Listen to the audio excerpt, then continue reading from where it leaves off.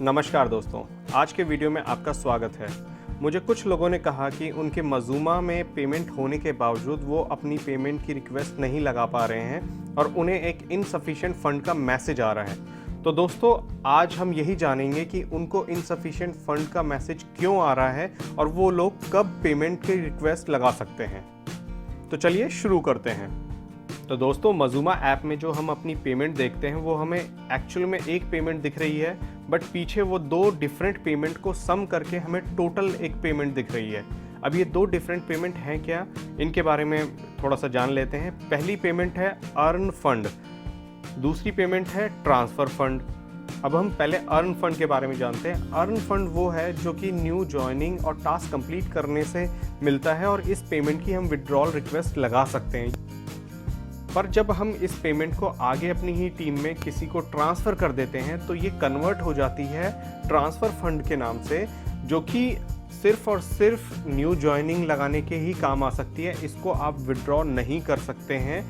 आप चाहें तो इसको फर्दर अपनी टीम में डाउनलाइन में किसी को ट्रांसफ़र कर सकते हैं, पर इसको विड्रॉल रिक्वेस्ट के लिए कंसीडर नहीं किया जाता है। तो चलिए अब हम इसका एक लाइव एग्जाम्पल देखते हैं। अब हम मज़ूमा ऐप में आ गए। आपको ई बैंक पे क्लिक करना है। अब विड्रॉल की रिक्वेस्ट लगाने से पहले मैं आपको एक बार स्टेटमेंट दिखाना चाहूँगा कि इस अकाउंट का अभी करंट स्टेटस है क्या।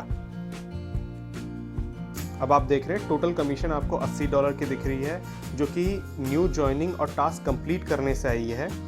इसके बाद सेकंड ऑप्शन अगर आप देख रहे हैं तो विड्रॉल में -50 लिखा हुआ है। इसका मतलब है $50 का विड्रॉल लग चुका है, तो 80 में से $50 मैं विड्रॉ कर चुका हूँ। अभी भी $30 ऐसे हैं जो कि अर्न फंड है, जिसका मैं पेमेंट रिक्वेस्ट के थ्रू विड्रॉल कर सकता हूँ। थर्ड ऑप्शन ट्रांसफर्ड है, बट थर्ड ऑप्शन को हम थोड़ा बाद में कंसीडर करेंगे। पहले फोर्थ पे आ जाते हैं। फोर्थ में आप देख रहे हैं रिसीव के आगे एक +150 लिखा हुआ। इसका मतलब है कि दोस्तों, मैंने अपनी टीम में सीनियर्स की हेल्प से $150 मंगाए थे, इसलिए यहाँ पे 150 दिख रहा है। अब हम थर्ड ऑप्शन पे वापस आ जाते हैं। तो थर्ड ऑप्शन में दिख रहा है कि -100। इसका मतलब ये है कि जो मैंने $150 अपने सीनियर से मंगाए थे, उसमें से $100 मैंने आगे अपनी टीम में ट्रांसफ़र कर दिए थे, तो ये -100 दिख रहा है।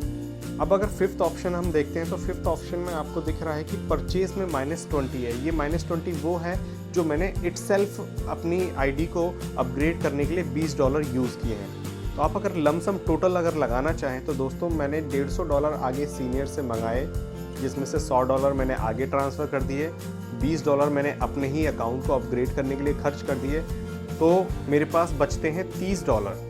अब दोस्तों, ये फ़ंड मैंने आगे से ट्रांसफ़र करके मंगाया था, तो ये फ़ंड ट्रांसफ़र फ़ंड में कंसीडर किया जाता है।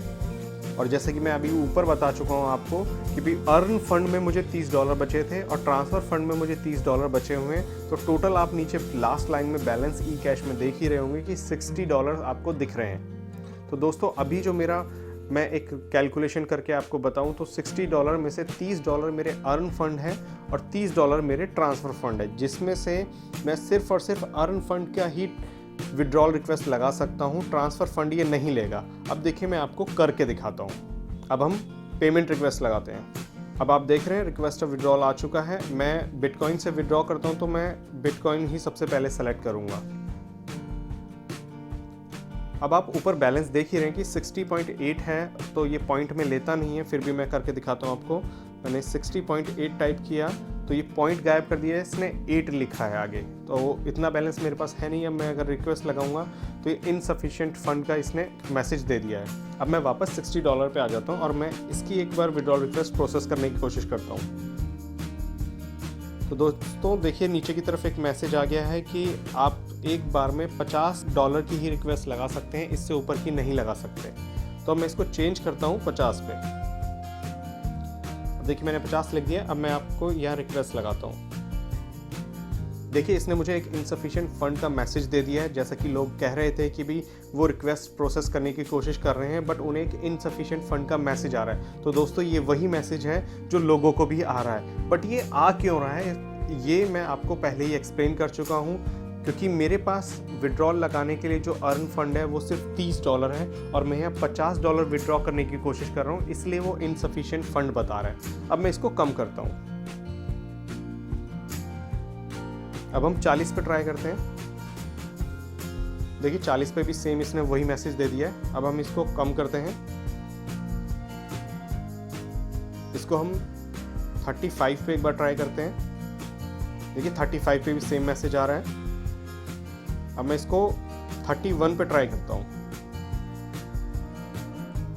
दोस्तों 31 पे भी सेम इनसफिशिएंट फंड का ही मैसेज आ रहा है। अब मैं इसको 30 करता हूँ, क्योंकि एज पर माई कैलकुलेशन ये 30.8 मेरे पास जो फंड है उसकी मैं विड्रॉल रिक्वेस्ट लगा सकता हूँ, बट पॉइंट के बाद ये लेता नहीं है, इसलिए मैंने यहाँ पे 30 लिखा है। अब मैं इसको ट्राई करता हूँ 30 के ऊपर।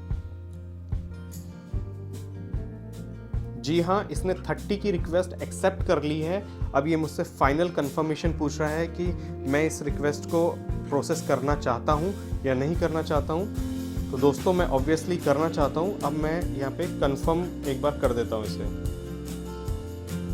जी हाँ, मैंने ये कंफर्म कर दी है। अब आप देख रहे हैं ट्रांजैक्शन आईडी मुझे आ गई है, थैंक यू का एक मैसेज आ गया है, विड्रॉल अमाउंट $30 का मुझे दिखाई रहा है। अब मैं थैंक्स पे क्लिक कर देता हूँ।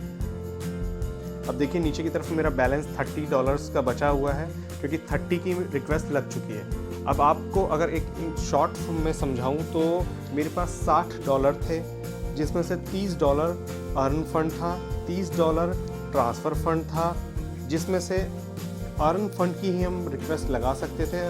तो मैंने अर्न फंड के $30 की रिक्वेस्ट लगा दी है। अब जो ये $30 मेरे पास बचे हुए हैं, ये ट्रांसफ़र फंड है। इसको मैं वापस अपने सीनियर को नहीं भेज सकता। ये मुझे या तो किसी नई जॉइनिंग के लिए यूज़ करने होंगे, या फिर इसे मैं फर्दर अपनी टीम में ही ट्रांसफ़र कर सकता हूँ।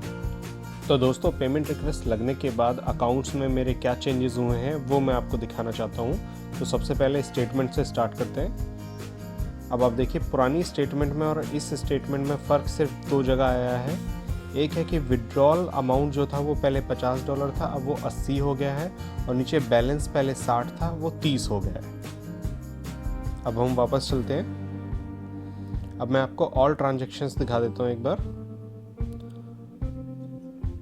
जैसे कि आपको पता है कि जो भी ट्रांजैक्शन हमारी सक्सेसफुली क्रेडिट हो चुकी होती है हमारे वॉलेट में, वो ग्रीन में दिखती है, और जो हमारी अभी पेंडिंग में होती है या प्रोसेस में होती है वो रेड में दिखती है।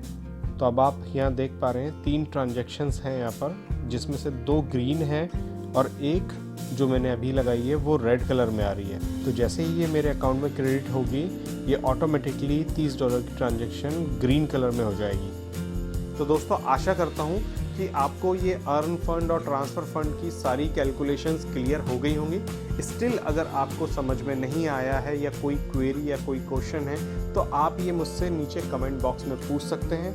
तो दोस्तों अगर आपको आज का वीडियो पसंद आया है तो प्लीज़ इसको लाइक करिएगा, शेयर करिएगा, और आप चाहते हैं कि मैं और वीडियो इस तरह के आपके लिए लाता रहूं तो प्लीज़ मेरे चैनल को सब्सक्राइब करिएगा। सब्सक्राइब करने के लिए आप देख रहे हैं स्क्रीन पे मेरा लोगो आ रहा है, आप इसको टच करिए या माउस से क्लिक करिए, आपको सब्सक्राइब बटन मिल जाएगा। तो दोस्तों आज का वीडियो देखने के लिए धन्यवाद।